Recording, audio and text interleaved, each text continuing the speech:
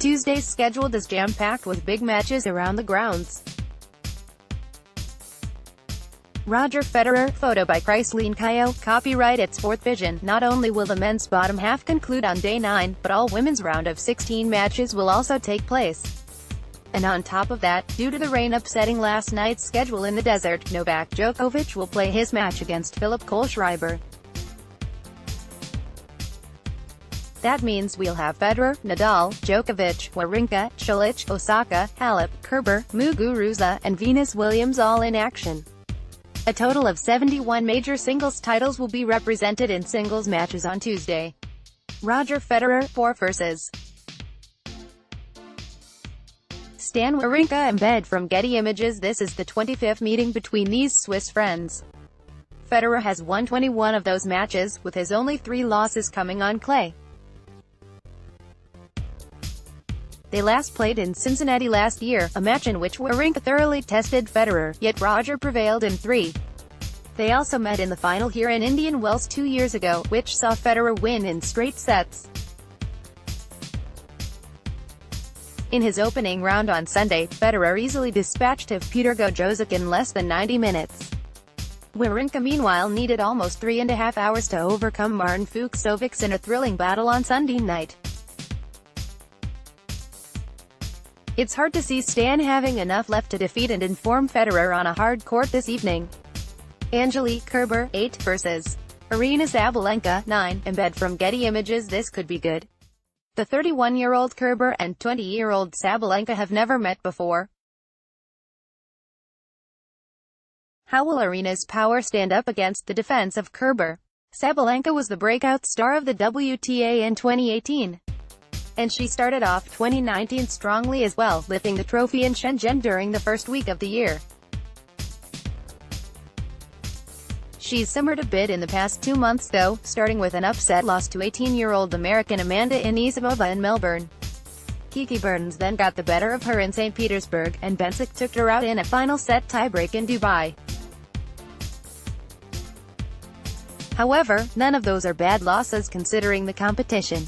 On the other side of the net, Kerber has had an unremarkable season to date, with her biggest disappointment coming in Australia. It was there that Danielle Collins, a player not all that dissimilar from Sabalenka, allowed her just 2 games. Could this be a similar situation? The slower conditions in the desert may prevent that, though Kerber is only 15-10 lifetime at Indian Wells. Well, I'm not sure who will win. I'm confident their clash of styles and shared competitive nature will make this captivating. Other notable matches on day 9 embed from Getty Images. Novak Djokovic, 1 vs. Philipp Kohlschreiber, a match where only 1 game was completed last night. Naomi Osaka, 1 vs. Belinda Bencic, 23, who was the champion in Dubai just a few weeks ago. Rafael Nadal, 2 vs. Diego Schwartzman, 25, who is 0-6 against Nadal but tested him in 2 near 4 hours matches last year. Simona Halep, 2 vs. 19-year-old Marketa Vondrousova, who already upset 2 seeds in this tournament. Elena Svitolina, 5 vs. Ash Barty, 12. Kiki Bertens, 7 vs. Garbine Muguruza, 20. Marin Cilic, 10 vs. Denis Shapovalov, 24. Venus Williams vs. Mona Bethel. At the Masters 1000 event, a war of words have broken out between some key figures. At a tournament that is nicknamed the 5th Grand Slam of tennis, it is ironic that Novak Djokovic's biggest battle has been off the court. The world number 1 holds the position of president of the Players' Council, a body set up to speak on behalf of those on the tour and give their recommendations to the board of directors. However, in recent days the group has come under heavy attack following the removal of ATP CEO Chris Kermode. A decision that has been backed by some members of the council. Although Djokovic is staying coy on what he thinks. I don't want to express myself as for or against. I'm part of the council, I'm president of the council, and I have responsibility, and confidentiality, that I have to be responsible to, said Djokovic. By sharing that information I expose myself, and I become liable to breach of confidentiality within that structure. So I'm not willing to risk that because I respect the governing structure. To add to the fiasco, the Serbian has come under fire from two of his biggest rivals. Both Rafael Nadal and Roger Federer have said they received a lack of communication from the body, something Nadal said he was disappointed with earlier this week. A sentiment echoed by Federer on Sunday during his press conference with the Swiss German press. Unfortunately Djokovic had no time, said Federer. That's hard to understand for me. I want to know what the motive was, and what Kermode does not seem to have done well. I would have tended to be more for him. At an impasse, the war of words continues, and so does the media scrutiny. The main reason for this is the lack of clarity there is. In recent months there has been talk of a new vision for the future of the sport by the council, but it has been mainly behind the scenes. Little has been said about what the selection process to replace Kermode will be. Furthermore, the secrecy of the council's vote has raised questions about if the structure of the ATP Tour should be more transparent. Brazilian doubles specialist Bruno Soares serves on the council. During an interview with Global Esporte, the 37-year-old said the decision to keep their vote on Kermode's future secret was because there was a divide among the members. In other terms, the decision was a gentleman's agreement and not mandatory. I do not think the dialogue has failed. I at least talked to the vast majority of the people I represent. I think each of the council has played its part, said Soares. Obviously it is difficult to talk to everyone, but what happens is that the subjects are always exposed, everyone is aware. If anyone has any doubts, it is up to the person to look for his representative in the council, who ask questions and to suggest things. So we cannot always find everyone. Me and Jamie Murray represent from 1st to 100th in doubles.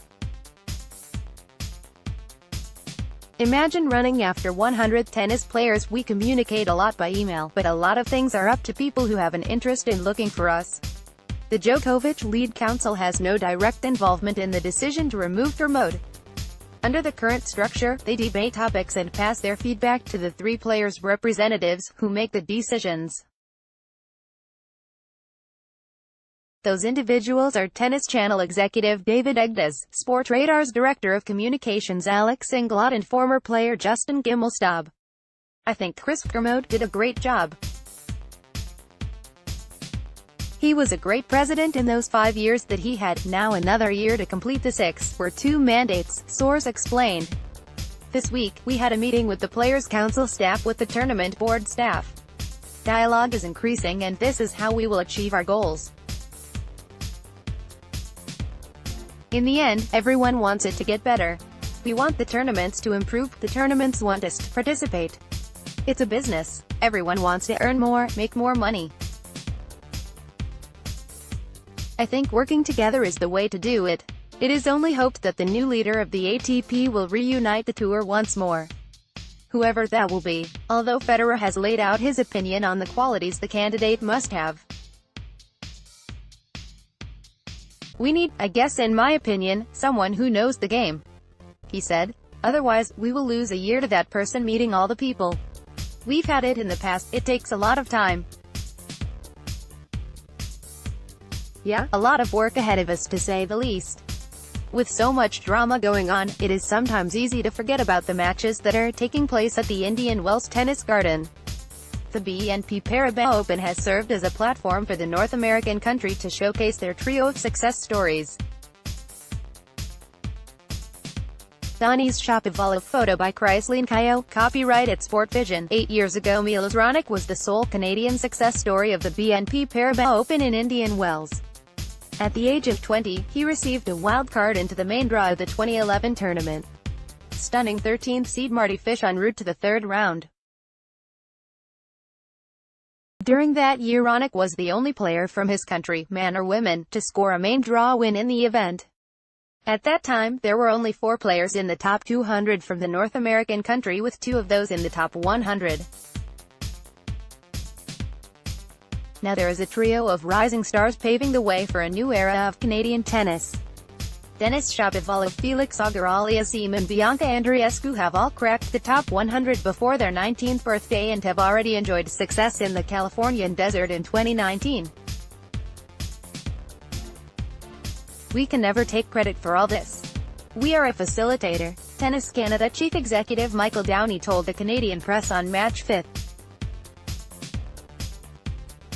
At the end of the day, there are many parents, many external coaches and the players themselves that go on court and actually win these matches. 18-year-old Auger-Aliassime has posted the most high-profile win of the trio so far in Indian Wells. On Saturday, he eased to a comprehensive straight sets win over Australian Open semi-finalist Stefanos Tsitsipas. The teenager has been regarded as a tennis prodigy throughout his junior career and with good reason. At the age of 14, he qualified for the main draw of a challenger event for the first time. He also is a former U.S. Open boys champion and is one of the youngest players of all time to win a challenger title at the age of 16 years and 10 months. More recently he was runner-up at the Rio Open, which is a ATP 500 event. I want to win as much as I can.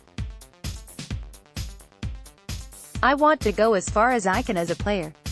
I don't know what my limits will be, but I try to work hard every day to go as far as I can, he proclaimed after defeating Tsitsipas. I probably want to feel all the emotions that I can feel on these courts, win as many trophies as I can. Embed from Getty Images. The achievements have drawn praise from Davis Cup teammate Shapovalov, who is almost 16 months older than him. Nicknamed Chapo for short, he is still the youngest semi-finalist in the history of Masters 1000 events dating back to 1990. Achieving that milestone at the 2017 Canadian Open at the age of 18. For Felix to get his first top 10 win, I was so pumped, said Shapovalov. I remember still warming up, and I was asking my team, I was like, did they just finish? It was so quick. He really just outplayed Stefanos, from what I saw. So I was really happy for him. I gave him a big hug. Still in the search for his maiden ATP title, Shapovalov kicked off his Indian Wells bid with a 6-3, 6-4 win over Steve Johnson, setting up a clash with Marin Cilic in the third round. Regardless of his lack of silverware, he remains the second youngest player in the top 100. Boasting a win-loss record of 8-5 so far this season. Obviously it's a tough one. I haven't thought too much about it. Played him once before, so I kind of have a feel of him going into the match, but he's a tough player, Shapovalov said of Cilic. He was playing really well, so I'm expecting a battle. I feel good, as well. I'm looking forward to it. Andreescu making waves on the women's tour. Embed from Getty Images. 12 months ago Andreescu was playing in a series of ITF events in Japan with the dream of progressing to the main stage of the WTA Tour. Since then, she has played her first tour final in Auckland, clinched her first win over a top 10 player, Caroline Wozniacki, and rose to a current ranking high of 60th. If someone would have told me I would have gone to the fourth round of this tournament at the beginning of the year, I would have said, you're crazy. The two-time junior Grand Slam doubles champion said about reaching the last 16 in Indian Wells. It's just an incredible experience. This is one of the best tournaments in the world, so I'm just really, really happy. Belonging to a trio of rising stars from the same country, a competitive rivalry is forming between them. Something that Andreescu hopes will propel them further up the ranks in the future. We're all killing it. It's great. We have played so many junior tournaments together, and it's so nice to see each and every one of us at the top of our game at this stage in our life, only 18, 19, which is pretty incredible. She said, I think all that really contributes to our successes. We motivate each other. If one person does well, it's really nice to see. It isn't just each other they hope to inspire. A determined Shapovalov is aiming to create a domino effect to boost the popularity of tennis back in his home country. In 2018, a survey conducted by Tennis Canada found that 6.6 million Canadians played tennis at least once over a 12-month period. Furthermore, 60% of respondents said they were interested in the sport, placing tennis in 5th place out of 14 sports that was surveyed. To be honest, I'm not shocked. As telling everybody, it's just a matter of time until Felix and Bianca show up, said Shapovalov.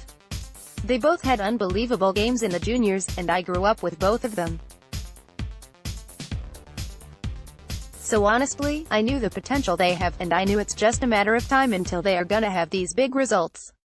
I'm really happy for them.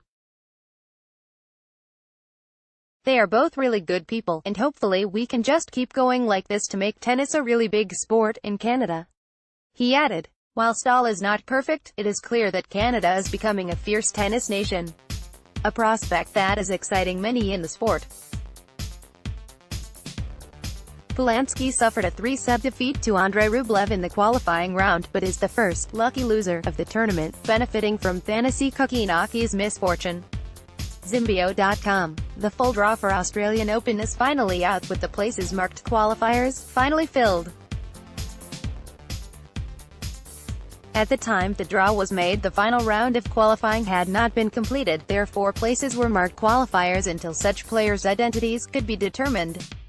Q. Andrei Rublev vs Nhsun Lumalik Jaziri vs Q. Go Soeda. Q. Alexander Bublik vs 16. Lucas Pouille. Thomas Berdych vs Q. Luca Vanni. Q. Bjorn Fratangelo vs Q. Noah Rubin. Q. Jurgen Melzer vs 17. Roger Federer. 26. Albert Ramos Vinolas vs Q. Lucas Lacko. Q. Thomas Fabiano vs Donald Young. Q. Francis Tiafoe vs Mikhail Kukushkin. Yoshihito Nishioka vs Q. Alex Bolt. Daniil Medvedev vs Q. Ernesto Escobedo. Dmitry Tursunov vs Q. Radek Stepanek. Q. Riley Opelka vs 11. David Goffin. Q. Blake Mott vs 18. Richard Gasquet. 30. Pablo Carreno Busta vs LL. Peter Polanski. Denis Istomin vs Q. Ivan Dodig. Polanski has made the main draw despite losing to Andrei Rublev in the qualifying round. Kokinakis was forced to withdraw following an abdominal injury.